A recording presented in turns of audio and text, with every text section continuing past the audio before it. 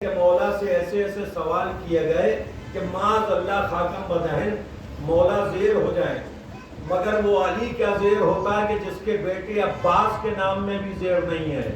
صلوات بھیجے محمد و آل محمد۔ گرامی مولا کائنات سے سوال ہوتے رہے۔ کسی نے پوچھا کہ علی میرا سوال ایک رہے گا، بار بار میں تکرار کروں گا سوال کی اور آپ جواب الگ الگ دیجیے گا۔ مولا نے کہا وہ کیا سوال ہے؟ کہ مولا علم بہتر یا مال؟ مولا نے کہا علم بہتر ہے مال سے۔ کہا وجہ کیا ہے، دلیل کیا ہے، علت کیا ہے؟ مولا نے کہا کہ دیکھو علم رکھنے والا چین سے رات میں سوتا ہے، مال رکھنے والا دہشت میں جاگتا ہے کہ چوری نہ ہو جائے۔ سبحان اللہ۔ پوچھا گیا مولا علم بہتر یا مال؟ کہا علم بہتر ہے مال سے، اس لیے کہ علم رکھنے والے کا دل روشن رہتا ہے، مال رکھنے والے کا دل سیاہ بھی ہو جاتا ہے۔ پھر کسی نے پوچھا مولا علم بہتر یا مال؟ کا علم بہتر ہے مال سے، اس کی دلیل یہ ہے کہ علم میراث ہے انبیاء کی اور مال میراث ہے نمرود شداد فرعون کا۔ صلوات بھیجے محمد مولا کائنات کی وہ ذات ہے کہ جو منبر پر سلونی کا دعویٰ کرتے رہے۔ ایک مرتبہ مولا نے یہ بھی ارشاد فرمایا کہ میں زمین سے زیادہ آسمان کے راستوں کو جانتا ہوں۔ کیوں نہ جانیں؟ جو آسمان والا ہو وہ آسمان کے راستوں کو زمین سے زیادہ، ویسے تو کائنات کا مالک ہے، اگر دیکھا جائے تو بشریت کے پیکر میں ضرور ہیں اہل بیت، مگر خدا کا نور ہے۔ یہ آدم کی اولاد نہیں ہے، یہ خدا کی نور ہے۔ آدم کی اولاد اور ہے، خدا کا نور اور ہے۔ علی پر اس طرح قسم خدا کی نماز واجب نہ تھی جیسے ہم پر واجب ہے۔ اگر ہم پڑھیں گے تو ثواب، ہم نہ پڑھے تو عذاب۔ علی نے جب بھی سجدہ کیا عبادت کم کی، اس کی الوہیت، اس کی وحدانیت کا اعلان پہلے کیا۔ یا جملہ بدل کے کہوں کہ علی کی نماز نہیں تھی، علی کی نماز اس کی توحید ثابت کرتی تھی۔ بھائی پوجنے والوں نے ناک کو بھی پوجا، اپنا دیوتا ناک کو بھی مانا، مگر علی نے کلہ ازدر کو چیرا تاکہ دنیا سمجھ جائے کہ اگر یہ خدا ہے تو علی کے ہاتھوں چیر نہیں سکتا۔ کسی نے پتھر کو خدا مانا، علی نے دین کا علم پتھر پہ گاڑا کہ دیکھو جو پتھر علی کے ماتحت ہو وہ خدا نہیں ہو سکتا۔ کسی نے سورج کی پوجا کی، علی نے انگلی کے اشارے سے واپس بلا لیا، بتا دیا کہ جو علی کے اشارے پر چلے وہ خدا نہیں ہو سکتا۔ صلوات بھیجے محمد۔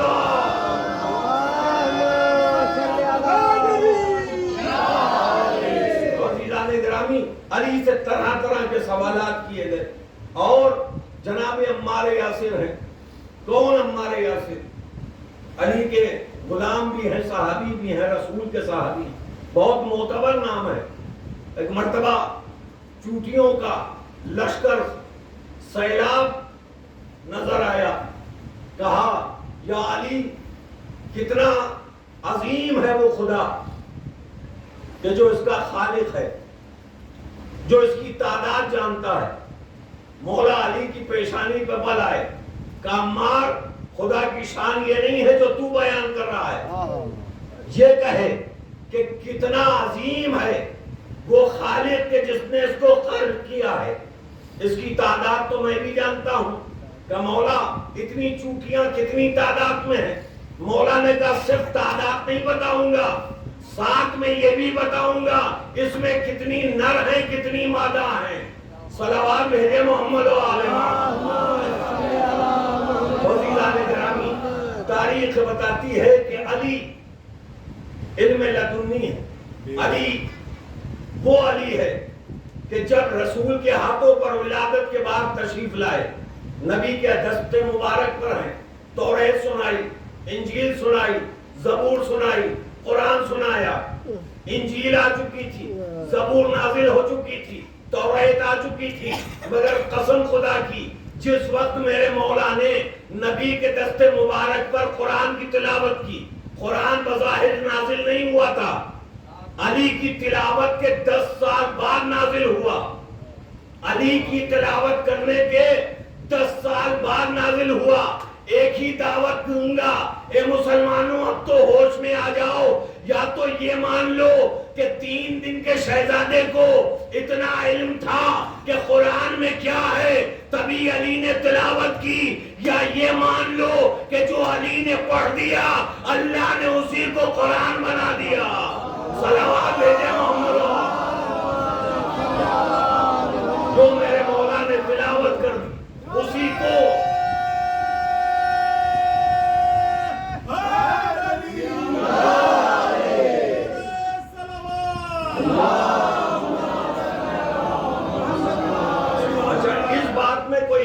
نہیں ہوگی. ہم لوگوں کے بچے بچے کو نہیں ہوگی. سلجھے ہوئے جو غیر ہیں ان کو بھی نہ ہونا چاہیے. سب سے بڑی دلیل کیا ہے کہ کیا علی کے جملے اللہ نے قرآن میں شامل نہیں کیے؟ جب جنگ موتا میں جناب جعفر طیار کی شہادت ہوئی، جبرائیل رسول کے پاس آئے، چچا زاد بھائی کی تعزیت دی، علی کے نبی علی کی خدمت میں آئے، جعفر طیار علیہ السلام کی تعزیت دیتے ہوئے، برسہ دیتے ہوئے افسوس ظاہر کیا مولائے کائنات کی زبان طاہر پر. آنکھوں میں آنسو بعد میں آئے. پہلے علی کی زبان پہ یہ جملہ آیا، انا للہ و انا الیہ راجعون. کہنے دیجئے کہ جو علی کی زبان پر آ جائے خدا قرآن میں آیت کا جز بناتا ہے. اب قول اہل بیت قرآن ہے یا فعل اہل بیت قرآن ہے. اگر درے سیدہ سے روٹیاں چلی جائیں تو سورہ آ جائے، اگر علی زکات دے دے تو آیت آ جائے. صلوات بھیجے محمد. عزیزان گرامی، ان کا در اہل بیت عجیب در ہے. آپ دیکھیں کہ کربلا کا واقعہ پہلی محرم سے لے کر 12ویں محرم تک امام کے سیوم تک ہر جگہ پیش کیا جاتا ہے. مومنین گریہ فرماتے ہیں، پرسہ دیتے ہیں. ان واقعات کربلا میں ایک عظیم بی بی کہ جو بظاہر کنیز ہے، بظاہر کنیز ہے، پھر تکرار کرتا ہوں، بظاہر کنیز ہے مگر عظمت اتنی بلند ہے کہ حسین اپنی ماں کہتے ہیں، حسن اپنی ماں کہتے ہیں، شہزادی کونین اپنی بہن کہتے ہیں، مولائے کائنات اپنی بہن کہتے ہیں، رسول اپنی بیٹی کہتے ہیں. وہ کہاں گئے جو ثابت کرنا چاہتے ہیں کہ رسول کی 4 بیٹیاں تھیں؟ ارے تم 4 بیٹیاں تو نہیں ثابت کر سکتے، مگر فاطمہ کے بعد رسول کے بقول فضہ بیٹی ہو سکتی ہے. صلوات بھیجے محمد. وہ کہ رسول خدا نے رشتہ جوڑا، میری بیٹی فضہ. امام حسنین نے ماں کہا. دیکھیے ہمارے عقیدے میں، ہماری زبان میں اتنی تاثیر نہیں کہ ہم امام حسن و حسین جیسے معصوم امام کی ماں غیر معصومہ قرار دیں. اوقاتی نہیں ہماری، مگر معصوم امام کہہ رہا ہے. یہ خانوادہ رسالت اور خاندان امامت دنیا کا اکلوتا خاندان ہے کہ جو اس کے در پر خلوص دل سے آتا ہے تو اس کو یہ اہل بیت معصومین آسمان تک پہنچاتے ہیں. مثال کے طور پر اگر علی کی ولایت میں شہید ثالث اتحاد نہ کریں، اگر حق زہرا میں شہید ثالث مروت نہ کریں، جو حق ہے وہ لکھ دیں، تو فاطمہ معصومہ عالم شہید ثالث کو اپنا بیٹا کہتی ہیں. اور اگر فضہ خدمت کرے تو حسین فضہ کو اپنی ماں کہتے ہیں. صلوات بھیجے محمد.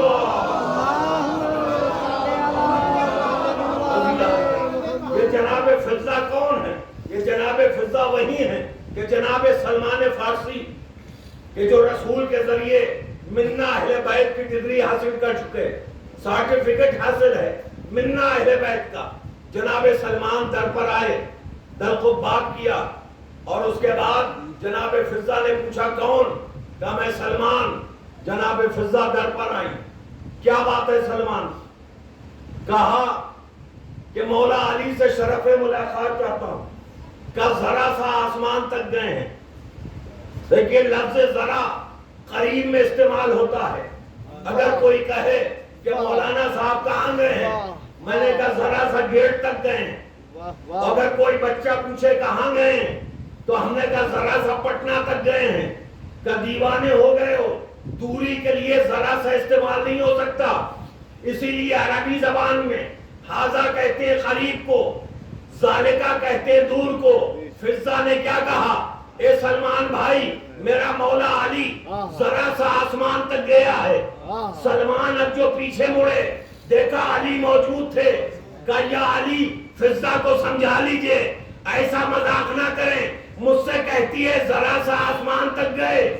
کہ حیرت کی کیا بات، جو تمہیں زمین پر نظر آتا ہے وہ فضہ کو آسمان پر نظر آتا ہے۔ صلوات بھیجے محمد۔ اس کے بعد مولا علی نے فرمایا اے سلمان ذرا آسمان دیکھو، تو پہلے آسمان پہ علی، دوسرے آسمان پہ علی، تیسرے آسمان پہ علی، چوتھے آسمان پہ علی، پانچویں آسمان پہ علی، چھٹے آسمان پہ علی، ساتویں آسمان پر علی۔ ہر آسمان پر علی نظر آئے، زمین پر بھی علی نظر آئے۔ میں کہوں گا سلمان حیرت نہ کرنا، جو ایک وقت میں 40 دعوتوں میں جا سکتا ہے، جو ایک وقت میں ایک مسجد میں 40 دروں میں عبادت کر سکتا ہے۔ صلوات بھیجے محمد۔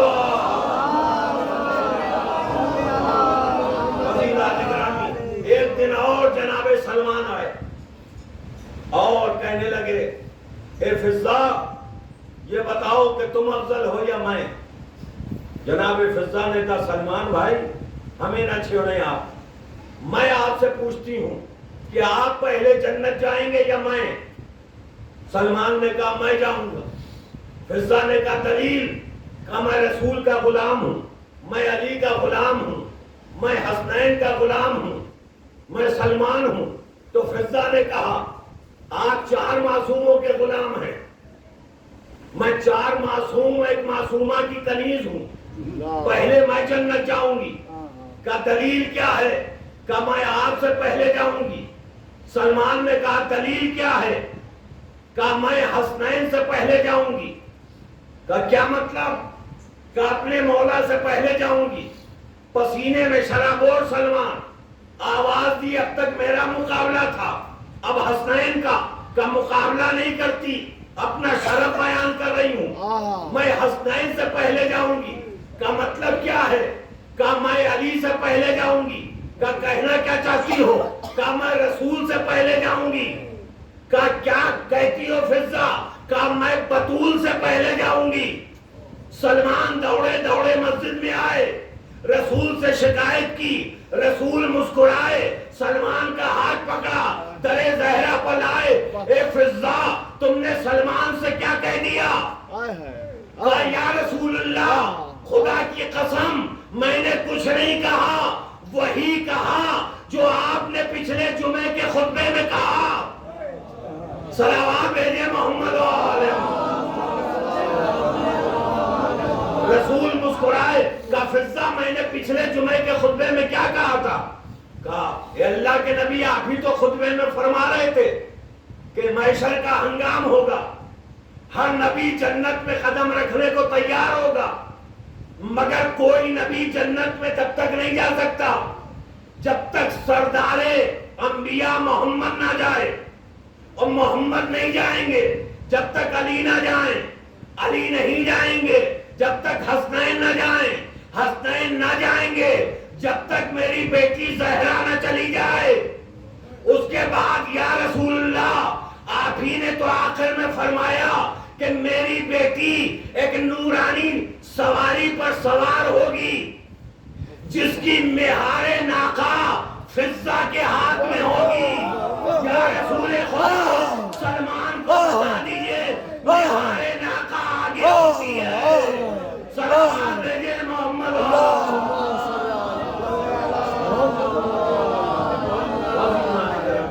یہ وہ خانوادہ کنیزیں کہ جو اتنا ادب کرے مولا علی کا. صرف خدمت کرنے والی کو فضہ نہیں کہتے ہیں بلکہ علی کے گھرانے کی معرفت حاصل کرنے والی. علی نے آواز دی فضہ، فضہ کچھ نہ بولی. دوبارہ پکارا مولا علی نے فضہ، فضہ کچھ نہ بولی. قبل اس کے کہ دوبارہ پکارتے مولا علی کاسہ آب لے کے حاضر ہو گئی. فضہ سمجھ گئی کہ وضو کے لیے پانی طلب کر رہے ہیں. علی نے پوچھا اے فضہ جب بھی میں نے پکارا تم نے جواب دیا، آج کیوں نہ بولی؟ فضہ پھر خاموش رہی. گھر کے آنگن میں پہنچی، جلدی جلدی وضو فرمایا اور وضو کر کے آ کے جواب دیا یا علی با وضو نہ تھی. اللہ اکبر. فضہ جانتی ہے امام معصوم کون ہے، اسی لیے ہم ذاکرین جب منبر پہ آتے ہیں تو باوضو ہو گئے. اس لیے کہ صرف نماز میں وضو واجب نہیں ہے بلکہ کوئی بھی عظیم عبادت ہو، سنت عبادت بھی ہو، اگر باوضو رہے مومن. اور پھر آج کل چاند رات سے لے کر آج 8ویں محرم تک آج جو عبادت کر رہے ہیں انہی عبادت کے صدقے میں ہماری نمازیں قبول، اسی ماتم کے صدقے میں ہمارے روزے قبول. عاشور کا فاقہ نہ ہو تو رمضان کے روزے ہمارے اللہ قبول نہ کرے. اس لیے کہ ہم اس کے غم میں فاقہ کرتے ہیں کہ جو کربلا میں 3 دن کا بھوکا 3 دن کا پیاسا شہید ہے. ہاں عزاداروں، مجلس عزا کے فوراً بعد پرچم کی زیارت ہوگی. کون سا پرچم؟ وہ پرچم اس غازی کا پرچم، اس مولا کا پرچم کہ جب 28 رجب کو یہ قافلہ مدینے سے چل رہا تھا تو میرا مولا عباس دھانی پرچم لہرا رہا تھا.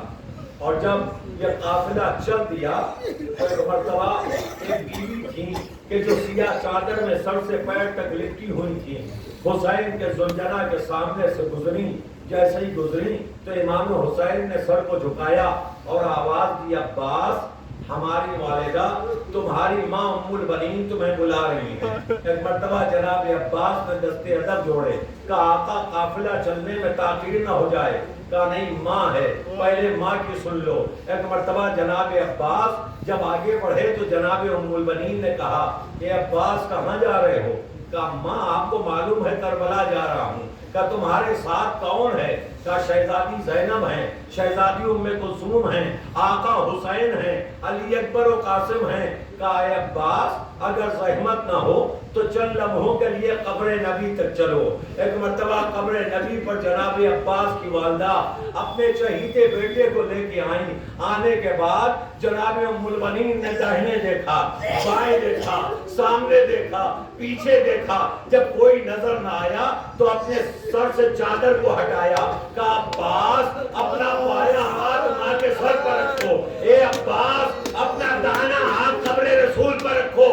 عباس نے داہنا ہاتھ قبر رسول پر رکھا، بایاں ہاتھ ماں کے سر پر رکھا.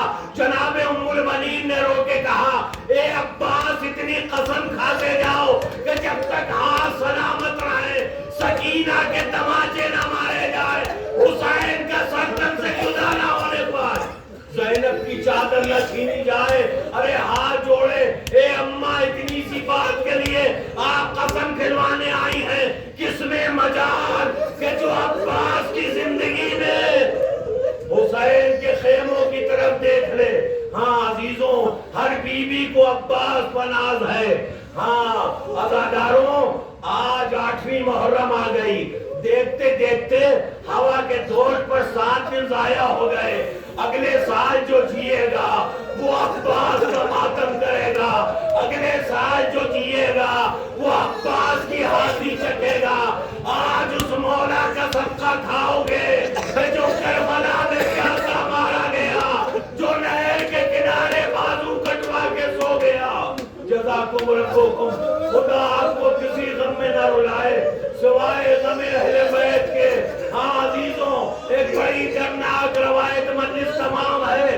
ایک مرتبہ دھانی پرچم ہلایا عباس نے، قافلہ چلنے لگا.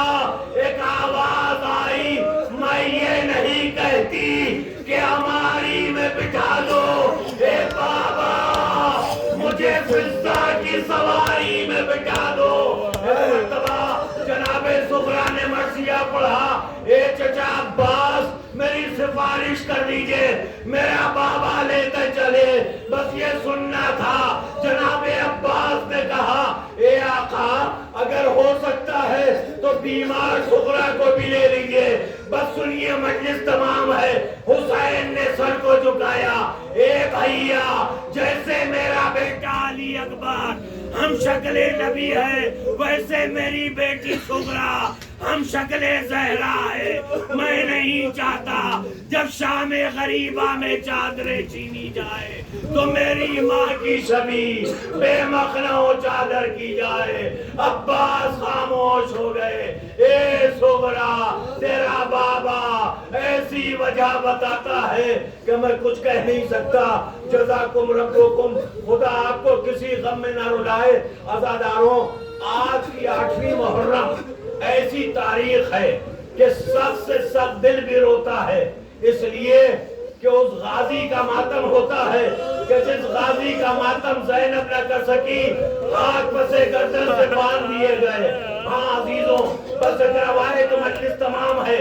بعد کربلا جو شخص بھی چوتھے امام کو ملا اس نے ایک ہی سوال کیا، کیا کربلا میں عباس نے وفا نہ کی؟ بس یہ سننا تھا۔ چوتھے امام پچھاڑے کھاتے تھے، ارے ایسا نہ کہو جب تک میرا چچا زندہ رہا تب تک کسی میں مجال نہ تھی کہ جو کسی بھی بنی ہاشم کو قتل کر سکے۔ تو ایک مرتبہ پوچھنے والے نے پوچھا، اے مولا سب کے سر نیزے پر ہیں، عباس کا سر نیزے پر نہیں۔ ایک مرتبہ چوتھے امام نے گھوڑے کی گردن کی طرف اشارہ کیا، وہ دیکھو گھوڑے کی گردن میں عباس کا سر مبارک چلا ہے، زینب مرثیہ پڑھ رہی ہے۔ اے بھیا عباس اگر تمہارے ہاتھ سلامت ہوتے تو آج زینب بے مخنہ و چادر نہ ہوتی۔ حسین کربلا میں 3 دن کا بھوکا پیاسا